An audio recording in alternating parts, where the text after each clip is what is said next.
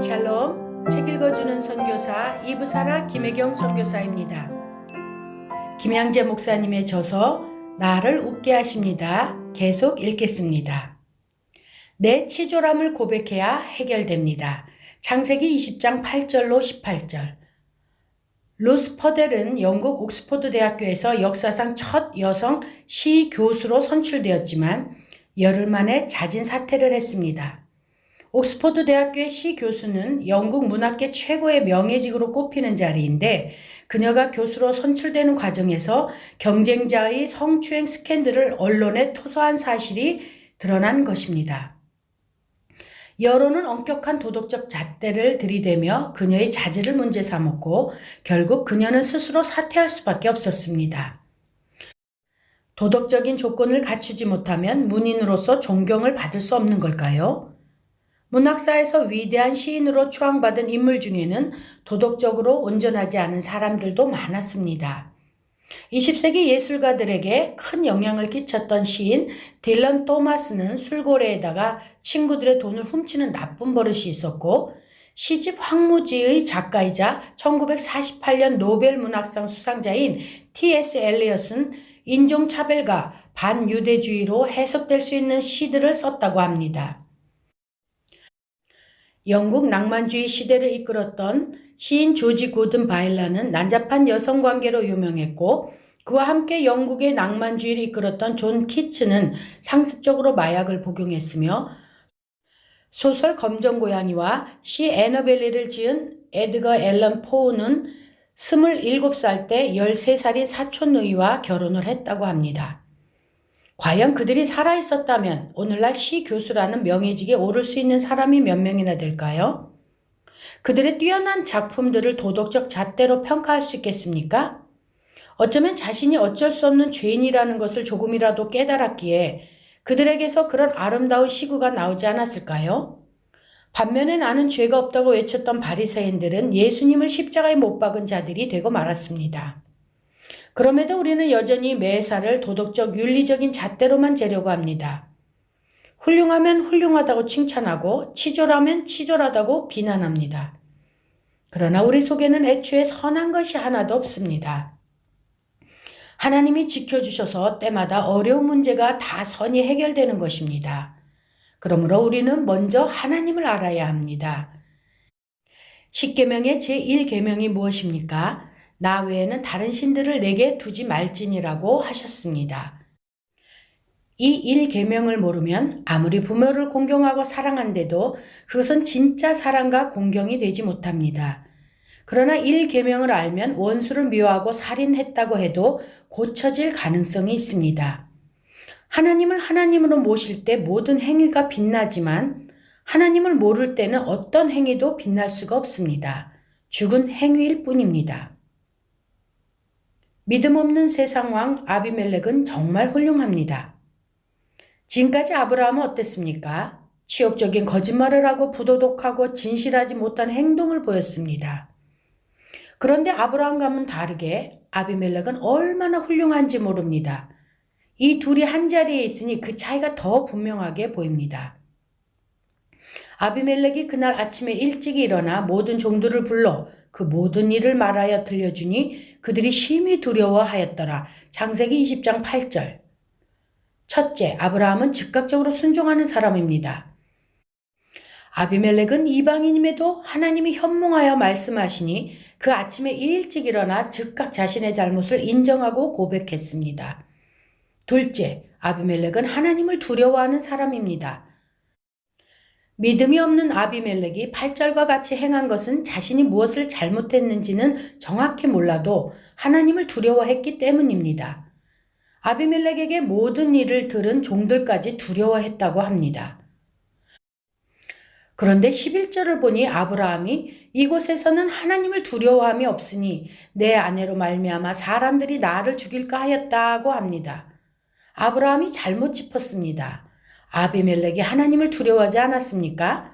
우리는 다 알 수 없습니다. 소돔에는 한 명의 의인도 없었지만 생각하지 못한 그 아래 하나님을 두려워하는 왕이 이렇게 있으니 말입니다. 우리가 다 타락한 것 같지만 모두가 타락한 것은 아닙니다.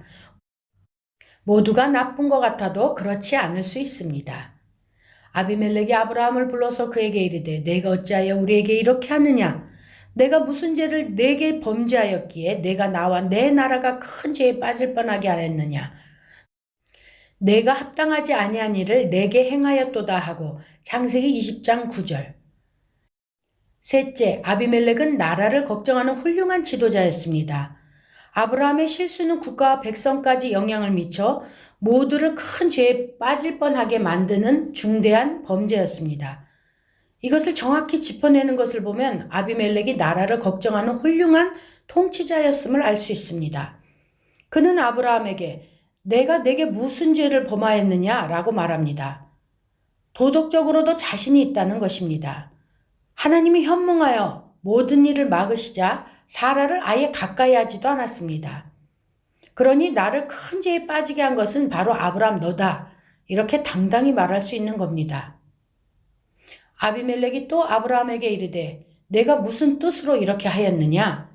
창세기 20장 10절. 넷째, 아비멜렉은 권위적이지 않았습니다. 아비멜렉은 아브라함이 자신을 변호하도록 허락합니다. 이방의 왕은 악할 것이라는 선입견과 달리 매우 신사적이고 온유한 태도를 보입니다. 아비멜렉이 양과 소와 종들을 이끌어 아브라함에게 주고 그의 아내 사라도 그에게 돌려보내고 창세기 20장 14절. 다섯째, 아비멜렉은 아량 있는 지도자입니다. 아브라함이 변명할 때 그 변명을 침착하게 들어주고 자신의 결혼이 실패로 돌아갔음에도 복수하지 않습니다. 심지어 아브라함에게 양과 소와 종들까지 주며 사라를 돌려보냅니다. 매우 너그러운 모습입니다. 아브라함에게 이르되 내 땅이 내 앞에 있으니 내가 보기에 좋은 데로 거주하라 하고 사라에게 이르되 내가 은 1000개를 내 오라버니에게 주어서 그것으로 너와 함께한 여러 사람 앞에서 내 수치를 가리게 하였노니 내 일이 다 해결되었느니라. 창세기 20장 15절로 16절. 여섯째, 아비멜렉은 통 큰 지도자였습니다. 당시 결혼 지참금의 최고액이 50세겔이었다는 것을 생각하면 은 1000개를 준 것은 아비멜렉이 얼마나 통이 큰 사람인지를 보여줍니다. 어마어마한 값을 치름으로 사람들 앞에서 사라의 명예를 회복시켜 주었습니다. 정말 훌륭하지 않습니까? 우리는 누가 옳은지 계속 헷갈립니다. 누가 봐도 아비멜렉이 더 훌륭합니다. 성도들은 이 아비멜렉과 같이 구별된 인생을 살아야 합니다. 요즘 세상은 기독교는 좋지만 예수 믿는 사람들이 싫다고 합니다. 예수 믿는 사람이 싫어서 예수도 안 믿겠다고 합니다. 문제만 생기면 다 예수 믿는 사람 때문이라고 합니다. 우리가 세상에서 빛과 소금이 되지 못하기에 이렇게 훌륭한 아비멜렉의 질책을 받을 수밖에 없습니다. 생각해 봅시다. 믿는 나보다 더 의롭고 훌륭한 아비멜렉 같은 불신자들을 보며 부끄러워한 적이 있습니까? 크리스찬으로서 바르게 살지 못하여 세상의 윤리와 도덕적 잣대로 책망받은 사건은 무엇입니까? 하나님의 선지자인 아브라함은 너무나 치졸합니다. 아브라함은 이방인인 아비멜렉의 심한 책망을 받을 만했습니다. 훌륭한 아비멜렉에 비해 계속해서 치졸한 모습을 보이고 있기 때문입니다. 아브라함이 이르되 이곳에서는 하나님을 두려워함이 없으니 내 아내로 말미암아 사람들이 나를 죽일까 생각하였음이요. 창세기 20장 11절. 첫째, 아브라함은 상황을 부정적으로 인식합니다. 아브라함이 이곳에서는 하나님을 두려워함이 없다고 했는데 우리는 이미 아비멜렉이 하나님을 두려워한다는 것을 확인했습니다. 그런데 자기 마음대로 이곳 사람들은 하나님을 두려워함이 없다고 합니다. 행동으로만 보면 정작 비난의 화살을 맞아야 할 사람은 아브라함입니다. 또 그는 정말로 나의 이복누이로서 내 아내가 되었음이니이다. 창세기 20장 12절. 둘째, 아브라함은 사람을 두려워했습니다. 그 바람에 25년이 넘도록 한 번도 꺼내지 않은 이야기를 아비멜렉 앞에서 합니다. 사라가 정말 아브라함의 누이였다는 것을 우리도 이 대목에서 처음 듣습니다. 놀랍지 않습니까? 그동안 드러내고 싶지 않았던 사실을 아비멜렉이 너무 무서우니까 말해버린 겁니다. 우리는 창세기를 차례로 읽으며 아브라함의 여정을 보아왔기에 그의 말과 행동이 더 이해되지 않습니다. 지금까지 하나님의 인도를 받아서 승리한 아브라함 아닙니까? 롯을 구하기 위해 한때 생명까지 내어놓았던 사람입니다. 그런데 그가 왜 이렇게 두려움과 공포에 떠는지 우리는 이해가 안 됩니다. 아비멜렉과 비교하자니 부끄러워서 고개를 들 수가 없습니다. 이 시대도 예수 믿는 사람들이 불신자보다 더 이상하다 보니 우리가 살 수 없는데 믿음의 조상이라 하는 아브라함이 너무 이상합니다. 그가 하는 말은 다 변명으로 들립니다. 초신자도 아니고 오래 하나님을 믿은 사람이 어떻게 이럴 수가 있는가? 믿는 우리조차 이런 의문에 사로잡힙니다. 아무리 근친 결혼이 고대 근동의 관습이었다 해도 아브라함은 하나님의 선지자 아닙니까? 지금까지 하나님이 어떻게 인도해 오셨는데 사라가 정말 나의 누이기도 하니 완전한 거짓말은 아니라 하면 되겠습니까? 사라는 분명히 아브라함의 아내입니다. 아내와 누이는 하늘과 땅 차이입니다. 그럴 수밖에 없다는 말은 아브라함을 정당시켜 줄 수 없습니다. 하나님이 나를 내 아버지의 집을 떠나 두루 다니게 하실 때에 내가 아내에게 말하기를 이후로 우리가 가는 곳마다 그대는 나를 그대의 오라비라 하라. 이것이 그대가 내게 베풀 은혜라 하였노라. 창세기 20장 13절. 셋째, 아브라함에게는 진실성이 없어 보입니다. 이게 무슨 이야기입니까? 자기가 혼자 거짓말한 것이 아니고 사라와 짰다는 말입니다. 이미 12장에서 한번 써먹은 변명입니다. 20년이 훨씬 지난 지금도 똑같은 변명을 늘어놓고 있습니다. 그때 바로에게 얼마나 혼이 났습니까? 그런데 같은 거짓말이 반복되니 정말 진실성이 의심되는 대목입니다. 그라리고 베데리고 옮겨 다닐 때마다 아내를 누이라 하며 결혼 사실을 숨겼다면 이것만으로도 믿을 수 없는 사람으로 자리매김하기에 충분한 거 아닙니까? 치졸하기가 이루 말할 수 없습니다. 바람 피우는 사람들도 나 결혼 안 했어, 미혼이야, 이런 거짓말은 안 한답니다. 그들은 그저 이런 변명을 한다고 합니다. 부인과 사이가 안 좋아서, 남편과 별거한 지 꽤 돼서, 결혼 생활은 이미 끝났고 이혼만 앞두고 있어서. 그러고 보면 아브라함은 그야말로 사기꾼 아닙니까? 사라에게 이르되 내가 은 1000개를 내 오라비에게 주어서 그것으로 너와 함께한 여러 사람 앞에서 내 수치를 가리게 하였노니 내 일이 다 해결되었느니라. 창세기 20장 16절. 넷째, 아브라함에게는 괘씸죄가 있었습니다. 아브라함의 모든 이야기를 들은 아비멜렉이 사라를 돌려보내며 다 해결되었다고 이야기합니다. 개역 한글판 성경에는 이 대목을 다 선이 해결되었느니라 라고 번역했습니다. 그런데 아비멜렉은 이 말을 아브라함이 아닌 사라에게 합니다. 그러면서 은 1000개를 내 남편에게 주라고 하지 않고 내 오라비에게 주라고 합니다.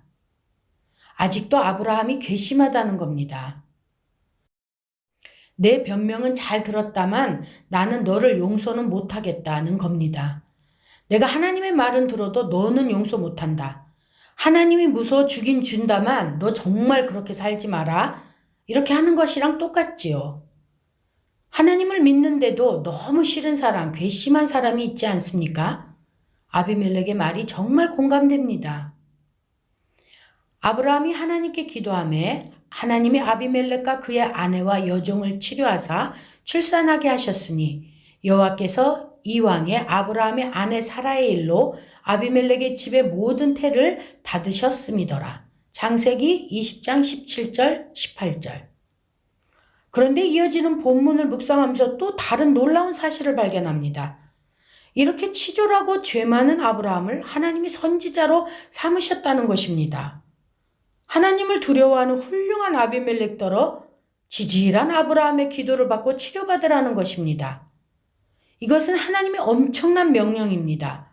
어떻게 이런 일이 일어날 수 있습니까? 어떻게 이런 거꾸로 인생이 있을 수 있습니까? 내가 피해를 준 사람에게 가서 기도로 그의 병을 고쳐주어야 하는데 그 대상이 이방인의 왕이란 말입니다. 기도가 나오겠습니까? 하나님은 아비멜렉의 집을 그냥 출산하게 하실 수도 있는데 치졸한 아브라함의 기도를 받게 하십니다. 아브라함이 기도하여 아비멜렉의 집안이 치료를 받는 과정을 만듭니다. 아브라함이 나을지어다 한다고 갑자기 다쳤던 태가 열렸겠습니까? 하나님은 그렇게 일하지 않으십니다. 다 같이 생각해 봅시다.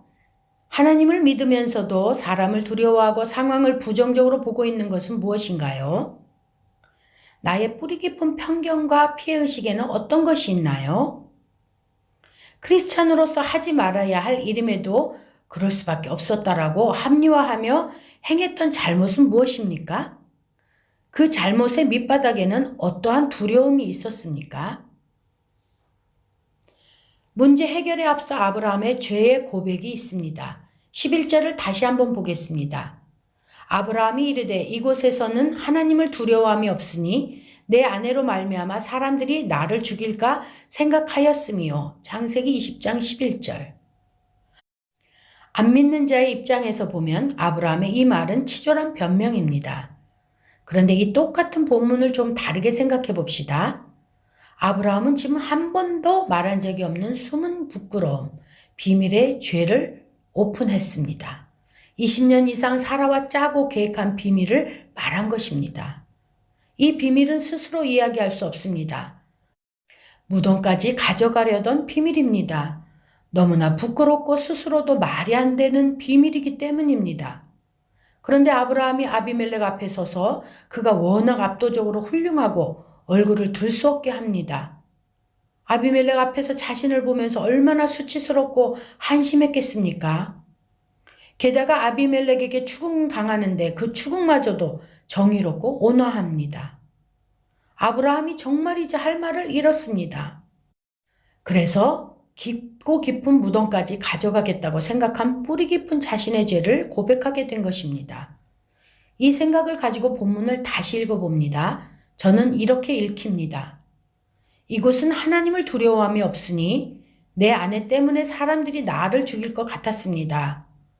그래서 사라에게 가는 곳마다 나를 그대의 오라비라고 해달라고, 이것이 그대가 나에게 베풀 은혜라고 거짓말을 하게 했습니다. 간증 같지 않습니까? 솔직히 자기가 두려웠다는 것입니다. 내가 그것밖에 안 된다는 것입니다. 아브라함은 하나님의 사람입니다. 하나님의 사람은 때마다 이렇게 자기 죄를 봅니다. 그런데 세상 사람은 그것을 치졸하게밖에 안 듣습니다. 그러니 세상 사람에게 알아달라고 사정하며 이야기할 필요가 없습니다. 지금 아브라함은 하나님을 알만한 왕 앞에서 최초로 자신의 죄를 오픈합니다. 그러면 무조건 오픈한다고 하나님이 지켜주십니까? 하나님이 아브라함을 지키신 이유는 또 있습니다. 아브라함을 선지자로 세우신 분은 하나님이십니다. 하나님은 계속해서 아브라함을 이끌고 이곳저곳을 다니게 하셨습니다.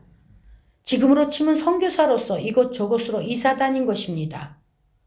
아브라함 입장에서는 하나님이 우르를 떠나라고 하셔서 떠났지만 가는 곳마다 문화도 풍습도 말도 다르고 어떤 곳도 치안도 혼란했을 것입니다. 당시 근동에서는 근친 결혼을 통해서 자녀를 많이 낳아 세를 불려야 하는데 아브라함은 아들 하나 없으니 적은 식소를 이끌고 얼마나 두려웠겠습니까? 말도 안 통하는데 예쁜 사라까지 옆에 두고 있자니 각 족속들이 자기를 죽일 것 같아서 무서워서 거짓말을 했다는 것입니다. 결국 하나님이 이 말을 듣고 보니까 아브라함이 증인되려고 선지자 하려고 거짓말한 겁니다. 물론 자기를 위해서 한 거짓말도 1%는 섞여 있었을지 모르지만 아브라함은 근본이 선지자입니다. 사실 아브라함이 선지자 하기가 싫었다면 친척들이 있는 우르로 돌아가면 그만입니다. 그러면 이런 고민도 두려움도 수치도 없는 곳에서 잘 살 수 있었을 것입니다. 그런데 아브라함은 고향으로 돌아가지 않았습니다. 사명을 감당하겠다고, 선지자의 명령을 수행해 보겠다고 이곳저곳 다니다 보니 어쩔 수 없이 실수를 한 것입니다. 그러나 택함받은 아브라함은 하나님이 직접 야단치지 않으셔도 사건이 올 때마다 깨닫는 것이 있어서 점점 성숙해져 깊은 영성에 도달하는 것을 봅니다. 12장에서도 하나님은 아브라함을 야단치지 않으시고 바로를 야단치셨습니다. 그래도 깨닫는 것은 아브라함이라서 바로가 은근과 육축을 풍부하게 주었지만 13장에 보면 아브라함은 그 재물을 롯에게 다 양보합니다. 영성의 깊이가 생기면 말씀을 적용하는 삶을 삽니다. 그래서 하나님은 지금까지 아브라함을 한 걸음 한 걸음 인도해 오셨습니다. 그런데도 아직 이렇게 치졸한 면이 있을 수 있습니다. 그래도 우리가 자기 죄를 보며 사명 깨닫고 걸어가는 것을 하나님이 전적으로 보호하십니다. 이방 왕에게 숨은 부끄러움을 고백했으니 아브라함이 얼마나 후련했겠습니까? 말하지 못하던 그 부분을 오픈하고 나니까 너무나 자유로워졌을 것입니다. 바로 사건 이후에 다음 장에서 드디어 기다리고 기다리던 이삭이 나옵니다. 영적 상속자를 낳기 위해서 오늘 내가 뿌리 깊은 죄의 고백을 해야 할 것이 무엇일까 생각해 보시기 바랍니다. 이 고백은 그냥 나오지 않습니다. 아브라함이 아비멜렉 앞에서 큰 실수를 하고 무서우니까 진실한 죄의 고백이 나온 것처럼 우리가 실수할 때마다 숨은 부끄러움의 일이 하나 둘씩 나오게 되는 것입니다. 이것을 생각하면 정말 기가 막힙니다. 하나님은 죄의 고백이 얼마나 큰 능력인지 알게 하십니다. 고백이 능력입니다. 우리들 교회의 죄 고백이 얼마나 능력인지 모릅니다. 사실 얼마나 치졸합니까? 바람 피우고 쫄딱 망했다는 고백이잖아요. 그러나 이 고백을 하나님 앞에서 했을 때 하나님이 보호해 주십니다. 아브라함은 이 사건을 통해서 부활의 영광을 알게 됐습니다. 이후로 아브라함은 실수하지 않습니다. 고백을 통해서 자유함으로 해방되기를 바랍니다. 생각해 봅시다. 다른 사람의 죄의 고백을 도덕과 윤리의 관점으로 판단하며 치졸하게만 바라보았던 적이 없나요? 나는 사건이 오면 불평하고 낙심에 넘어지나요? 말씀과 기도를 통해 내 죄를 보고 회개하나요? 큰 실수를 통해 하나님은 내 숨은 부끄러움의 일을 고백하게 하십니다. 영적 상속자를 낳기 위해 내가 회개해야 할 뿌리 깊은 죄는 무엇입니까? 아브라함에게 수준 높은 안 되는 역할을 맡기셨습니다. 그렇다면 하나님은 왜 아브라함에게 이런 고백을 하게 하신 걸까요? 왜 그를 지켜주신 걸까요? 아브라함이 하나님께 기도하며 하나님이 아비멜렉과 그의 아내와 여종을 치료하사 출산하게 하셨으니 여호와께서 이왕에 아브라함의 아내 사레의 일로 아비멜렉의 집의 모든 태를 닫으셨음이더라. 창세기 20장 17절 18절. 내 옆에 누가 죽게 생긴 일이 있으면 그것은 전도하라는 뜻입니다. 죽게 될 일이 생겨야 기도와 전도를 받습니다. 그전엔 안 됩니다. 아비멜렉의 집이 그랬습니다. 사실 그는 훌륭한 사람이 아닙니다. 그가 사라를 취하지 못한 것은 병에 걸렸기 때문입니다. 그뿐 아니라 하나님은 그의 아내들도 출산하지 못하도록 그 집의 모든 태를 닫으셨다고 합니다. 그러니 아비멜렉이 스스로 거룩해서 죄짓지 않은 것이 아니라는 말입니다. 병이 걸리게 하신 분은 하나님이시고 하나님 때문에 사라를 취하지 않게 된 것입니다. 결국 아비멜렉도 하나님의 은혜가 필요한 사람이었습니다. 이처럼 하나님은 아비멜렉의 태를 미리 닫아 놓으시고 하나님이 아비멜렉에게 인정받도록 인도하셨습니다. 이것이 하나님의 기가 막힌 세팅입니다. 꼭 선지자의 기도를 받게끔 하시는 것입니다. 그래서 아비멜렉이 훌륭하나 아브라함이 훌륭하냐 하는 말은 소용이 없습니다. 우리는 늘 옳고 그름을 따지지만 하나님은 내가 형편없는 죄인이라도 어떤 문제를 내 기도로 해결하기로 작정하셨으면 마지막에 가서는 나를 통해서 해결하십니다. 아비멜렉을 그냥은 안 고쳐주시는 것입니다. 선지자 아브라함의 기도가 있어야 합니다. 아브라함이 기도하니까 아비멜렉의 집이 치료되어 출산하게 되었습니다. 하나님은 아브라함을 통해 왕실의 건강이 회복되게 하셨습니다. 아비멜렉은 절대로 하나님의 기도를 받을 사람이 아니지만 죽게 생겼으니까 이렇게 기도를 받습니다. 그러나 여기서 중요한 것은 훌륭한 아비멜렉도 치졸한 아브라함도 아닌 영적 상속자입니다. 하나님이 아비멜렉 집의 모든 태를 닫으신 것은 영적 상속자, 이삭의 출생을 위해서입니다. 원죄의 형벌로 인해서 죄가 만연한 이 땅에 영적 상속사가 오는 것이 하나님께 가장 중요한 일입니다. 그런데 아비멜렉과 사라가 동침을 했다가는 이삭이 못 나오지 않습니까? 그걸 막으신 것입니다. 그 이상도 이하도 아닙니다. 하나님을 태를 닫기도 열기도 하십니다. 아비멜렉 집에 태를 여신 하나님은 아브라함의 집에 태는 아직 닫고 계십니다. 우리가 치유의 문제를 놓고 기도할 때 그것은 단순한 것이 아님을 알아야 합니다. 다른 사람의 자녀를 위해 기도해 주고도 내 자녀는 되는 일이 없을 수도 있습니다.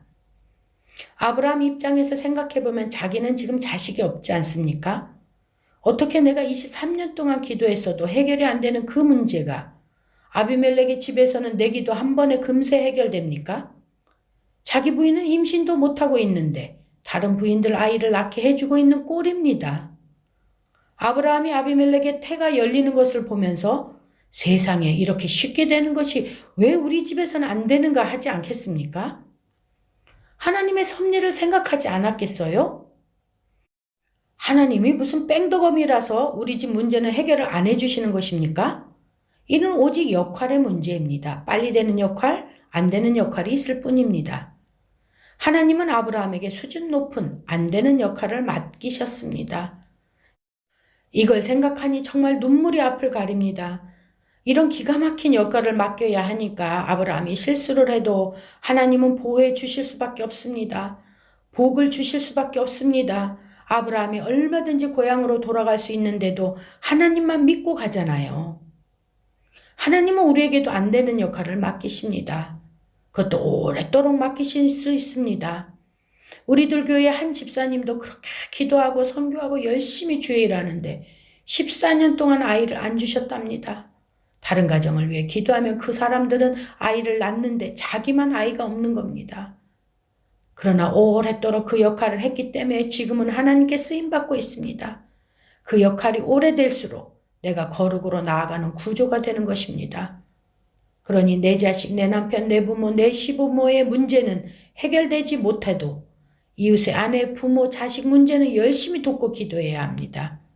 그렇게 해결사가 되면 하나님은 이런 하나님의 선지자를 보고 기쁨을 이기지 못하실 것입니다. 저 역시 안 되는 역할로 얼마나 많은 사람을 살렸는지 모릅니다.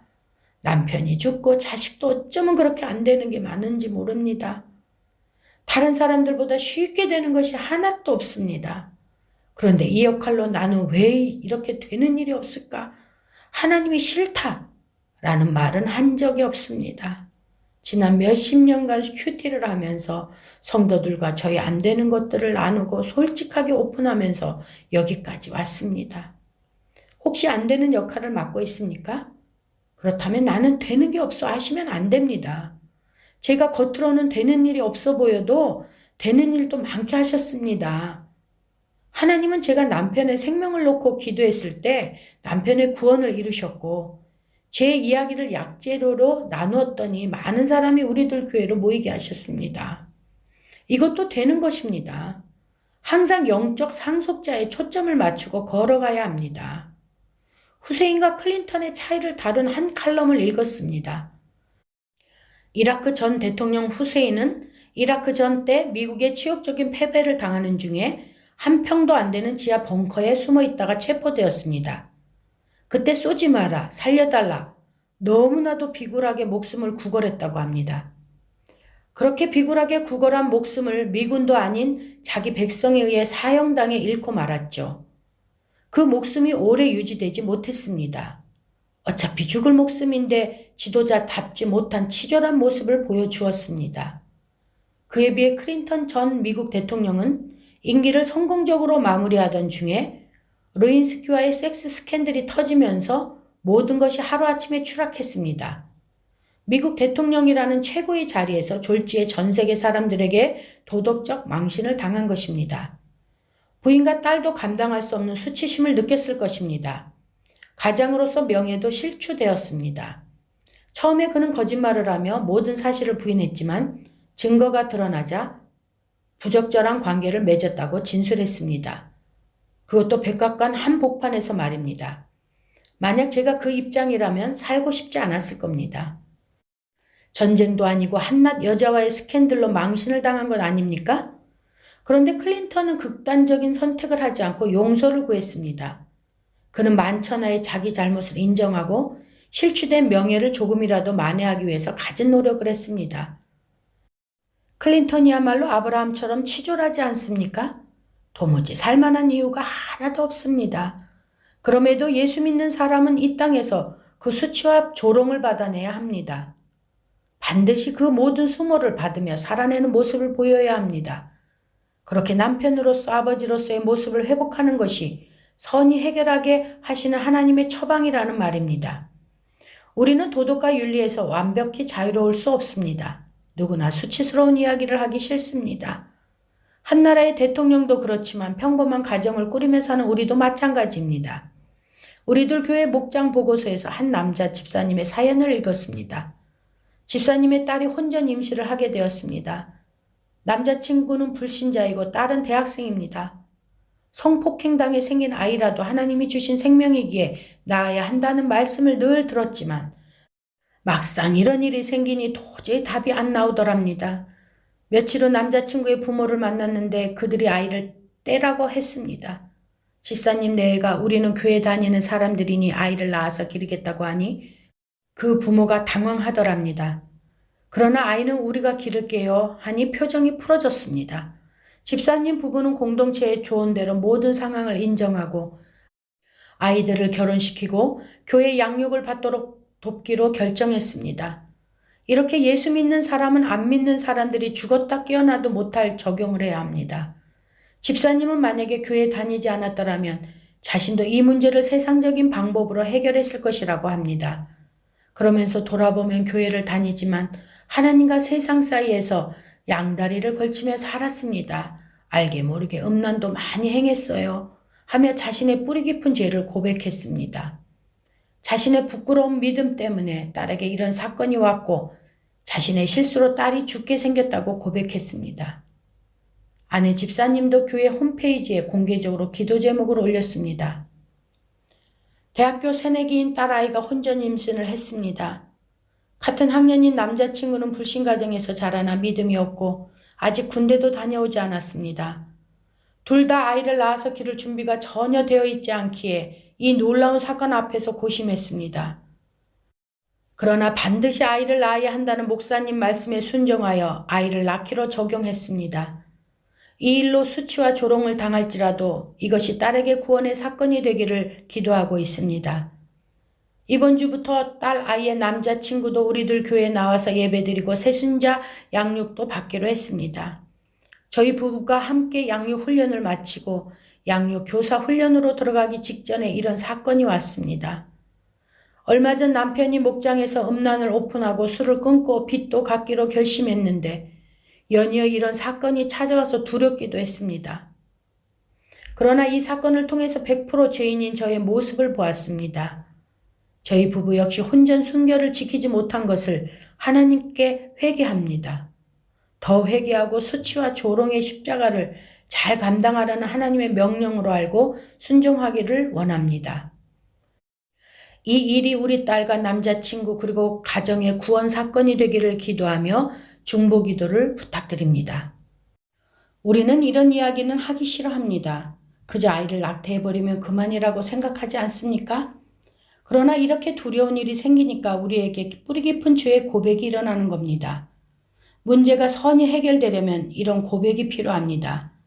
숨은 부끄러움을 고백할 수 있는 마음가짐이 필요하고 그런 마음가짐을 갖게 할 예배와 교회가 필요한 것입니다. 무슨 일만 일어나면 기독교가 욕을 먹습니다. 개독교라는 말까지 들립니다. 우리가 왜 그런 말을 들어야 하는지 억울합니까? 그러나 그럴수록 우리는 내 죄를 봐야 합니다. 문제가 해결되는 길은 아브라함처럼 자기 죄를 보는 것밖에 없습니다. 누가 훌륭하고 치졸하고를 다 떠나서 날마다 잘잘못을 따지기에 앞서서 아브라함처럼 뿌리 깊은 죄의 고백이 우리 각자에게 있을 때 모든 문제가 선히 해결될 줄 믿습니다. 생각해 봅시다. 예수 믿어도 되는 일이 없어 라는 말을 입에 달고 있지는 않습니까? 하나님이 나에게 주신 안 되는 역할은 무엇이 있나요? 내가 안 되는 역할을 다 하며 내 곁에 사람들을 섬기고 갈 때 하나님이 수준 높게 보아주셔서 내 길을 인도해 가심을 믿습니까? 우리들 묵상과 적용. 불신 가정에서 둘째 아들로 태어난 저는 교회 다니는 사람들이 너무나 지질하게 보여 절대로 교회 다니지 않으리라 생각했습니다. 그러나 주재원으로 낯선 나라에 가니 먹고 사는 문제부터 자녀 교육 문제까지 걱정되지 않는 것이 하나도 없었습니다. 그래서 고민하던 중에 교회를 다니면 교인들이 이해 타산 없이 도와준다고 하는 선배 주재원의 권유에 못 이기는 척 교회를 다니기 시작했습니다. 저는 술 주정하는 아버지가 싫어서 술을 마시지 않겠다고 했는데 정신을 차려보니 어느새 술꾼이 되어 있었습니다. 그렇지만 술에 취해도 절대로 남에게 피해를 주지 않겠다고 다짐을 했고 술 접대가 성 접대로 이어진다는 말을 들어도 나는 절대로 그렇게 타락하지 않겠다고 다짐했었습니다. 그런데 어느 날 술에 취해서 외도를 경험한 후부터는 오히려 그때까지 절제한 것을 후회하며 술자리가 있을 때마다 적극적으로 기회를 엿보게 되었습니다. 정죄감이 들긴 했지만 세상이 원래 그런데 난들 어쩔 수 있겠느냐고 치졸하게 합리화했습니다. 아브라함이 하나님의 선지자로서 이것저것 떠돌아다녀야 했기에 자신과 가족을 지키려고 거짓말을 하면서도 우르로 돌아가지 않았다고 했는데 저도 외국으로 돌아다닐 때마다 아내에게 거짓말을 하면서 정죄감도 더해지니 세상으로 나가지 않고 더욱 열심히 주일 성수를 했습니다. 하나님이 아브라함을 직접 야단치시지 않고 은금으로 주셨던 것처럼 저에게도 재물을 주셨습니다. 하지만 세월이 흐를수록 저의 심령은 상해만 갔습니다. 육적으로도 술과 담배를 끊지 않으면 지방간이 심각해질 수 있다는 처방을 받았습니다. 그렇게 영육간의 피곤함으로 괴로워하던 중에 2004년 새해 첫날 아내를 따라 난생 처음 새벽 기도를 갔습니다. 그 자리에서 온전한 크리스천이 되고 싶다고 환경을 바꿔달라는 기도를 했는데 한 달도 되지 않아 다시 영국 주재원으로 발령이 났습니다. 기도가 응답되었다는 생각이 들었고 영국으로 가는 비행기 안에서 야베스의 기도라는 책을 읽고 감동을 받아 영문 이름마저 제베스 킴으로 지었습니다. 저는 야베스처럼 기도하면 하나님이 복을 더해 주셔서 곧 승진도 되고 아이들도 영국으로 유학 오게 될 테니 모든 근심 걱정이 다 없어질 줄 알았습니다. 그런데 현실은 그렇지 않았습니다. 핵심 고객으로부터 좋지 않은 평가를 받았고 본사로부터 불신임을 받아 승진은커녕 임기를 채우기도 어렵게 되었습니다. 상한 마음으로 새벽 예배에 나가 하나님께 떼를 부리듯 기도해 보았지만 상황은 나아지지 않았습니다. 그때부터 아내가 그토록 권하던 우리들 교회 설교를 인터넷으로 듣기 시작했고 결국 조기 귀임 발령을 받아 귀국한 후에는 우리들 교회에 나오게 되었습니다. 그 후 우리들 공동체에서 말씀과 간증을 들으며 내 죄가 보이기 시작했습니다. 때마다 저의 바람 사건을 고백하고 싶었지만 도저히 감당할 자신이 없었습니다. 이 세상 남자가 다 바람을 피워도 내 남편만은 그럴 사람이 아니라고 굳게 믿고 있는 아내를 차마 실망시킬 수 없었습니다. 그런데 예비 목자 양육 훈련 마지막 날에 나도 모르게 무덤까지 가져가려고 했던 음란죄를 고백하게 되었습니다. 치졸한 실수를 반복하던 아브라함이 24년간이나 말하지 못했던 뿌리 깊은 죄를 고백하고 나서 자유로웠던 것처럼 저도 도저히 말할 수 없었던 저의 한 부분을 오픈했다는 것만으로도 은혜와 감동이 느껴졌습니다. 하지만 집안에는 광풍이 불었습니다. 아비멜렉이 아브라함을 용서했지만 괘씸하게 생각해서 그를 사라의 오라비라고 한 것처럼 아내는 다시 태어나도 지금 남편과 결혼하겠다고 말한 것을 취소하고 싶다며 괘씸하게 생각하고 분노했습니다. 그런 아내와 험하게 변한 집안 분위기로 불안해하는 딸들에게 용서를 빌 때는 정말 비참한 심정이었습니다. 그런데 고백을 들은 초등학교 막내딸이 오히려 솔직하게 말해줘서 고맙다며 저를 위로해 주었습니다. 아브라함의 솔직한 고백이 능력이 되어 십자가 후에 오는 부활의 영광도 알게 된 것처럼 내가 세상으로 돌아가지 않고 끝까지 수치와 조롱을 받아내고 아버지로서 남편으로서 잘 사는 것이 바로 다 선히 해결해 주시는 하나님의 처방이라는 것이 믿어졌습니다. 연초에 그렇게 바라던 승진이 또 안 되었습니다. 그렇지만 그동안 들어온 말씀에 힘입어 소그룹 리더가 되었을 때 승진이나 시켜주시지 하며 감사하지 못했던 것을 회개하며 지체들에게 억지로라도 감사의 문자 메시지를 보낼 수 있었습니다. 그러자 그렇게도 인정하기 어려웠던 나의 능력 없음이 인정되었고 내 문제는 해결되지 않아도 다른 사람을 위해 기도하며 도우며 영적 상속자를 낳는 선지자의 역할을 잘하는 것을 기뻐하신다고 하신 말씀처럼 먼저 승진해서 잘 나가는 후배들을 위해서도 기도할 수 있게 되었습니다. 내가 별 볼 일 없는 인생이라는 것을 알게 되니 마음이 상할 때마다 부를 수 있는 하나님이 내 아버지인 것이 너무나 감사하고 날마다 넘어지고 또 무너져도 나눌 수 있는 공동체가 있다는 것에 감사합니다. 말씀으로 기도하기. 치졸한 기독교인들이 훌륭한 세상 사람들을 전도해야 하는 시대에 살고 있습니다. 그러나 우리가 이렇게 치졸한 아브라함 같으니 누가 우리 말을 믿겠습니까? 그러나 하나님은 죄인의 기도로 훌륭한 세상이 치료받을 수 있도록 기막힌 환경을 세팅하십니다. 믿음 없는 세상왕 아비멜렉은 정말 훌륭합니다. 이 땅에 크리스찬이 이리도 많은데 여전히 많은 사람이 우울증과 자살, 충동으로 고통당하고 외로움과 배고픔에 방치되어 있습니다. 예수 믿는다면서 선지자적 사명을 감당하기는커녕 서로 도덕적 윤리적 잣대를 들어 잘잘못을 따지니 어느 누가 이런 우리를 보고 박수를 치겠습니까? 이웃이 나를 보면 내가 싫어 예수 안 믿겠다고 할까 두렵습니다. 세상이 여전히 하나님을 모른다면, 이웃이 여전히 주님을 모른 채 죽어간다면 그것을 애통해하며 우는 우리가 되기 원합니다. 세상을 위해 기도하고 전도하길 원합니다. 하나님의 선지자인 아브라함은 너무 치졸합니다. 11절로 18절. 오늘 아비멜렉 앞에서 치졸하기 이를 데 없는 아브라함의 모습이 곧 나의 모습입니다.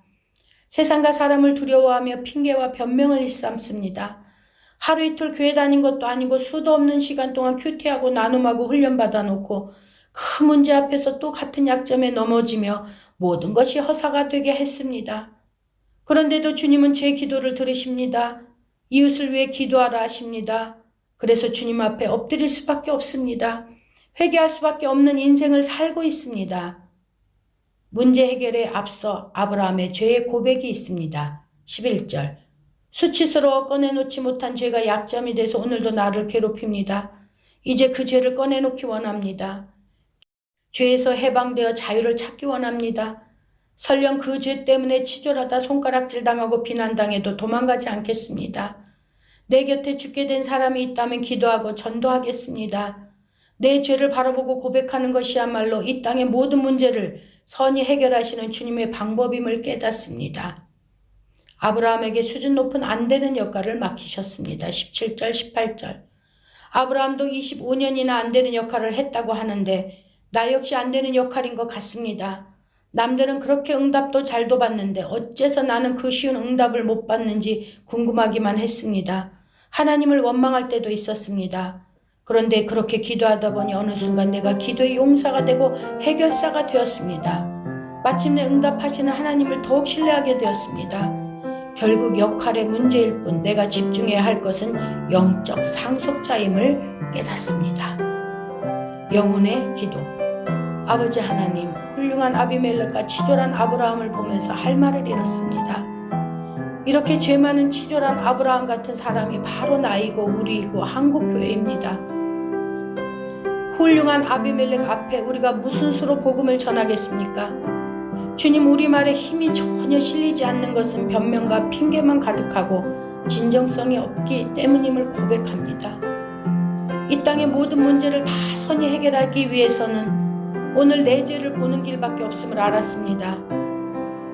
아브라함이 자기 죄를 봤을 때 영적 상속자를 낳았듯이 한 사람이 예수 생명을 탄생시키기 위해 죄를 고백하고 그 일이 일파만파 퍼져서 우리나라의 모든 문제를 다 선히 해결하는 시작이 되게 하여 주시옵소서. 날마다 옳고 그름으로 손가락질하다 우리가 다 지쳤습니다. 모든 문제의 해결에 내가 있다는 것을 오늘 다시 한번 깨닫기 원합니다. 참된 화해와 연합을 이루실 분은 예수님밖에 없습니다. 한국 기독교가 그 사실을 깨닫고 거듭나서 자기 죄를 보게 하여 주옵소서.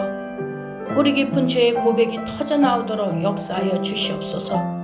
예수님 이름으로 기도합니다. 아멘.